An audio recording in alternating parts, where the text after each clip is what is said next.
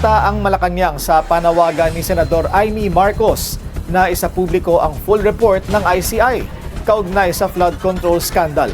Selective daw kasi kung pumuna ang presidential sister. Yan ang agenda report ni Ivy Reyes.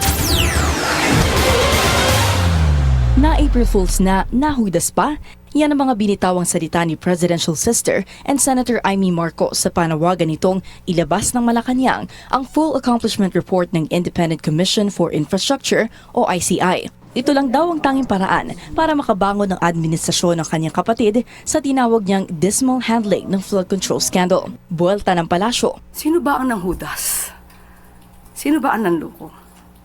Sana po kung ang isang tao ay talagang laban sa korupsyon, sana consistent sa pagbatikos dito at pagpuna, hindi lamang sa panahon ni Pangulong Marcos Jr. Tanong ng palasyo, noong may ghost projects sa ilalim ng Administrasyong Duterte, nag-ingay daw ba sina Senator Marcos at mga kaalyado nila? May isinumite naman daw ng accomplishment report ang ICI, kaya hindi masasabing wala itong ginawa. Pero hindi sinagot ng Malacanang kung isusulong ng Pangulo na ilabas ng Department of Justice o Office of the Ombudsman ang full report ng komisyon.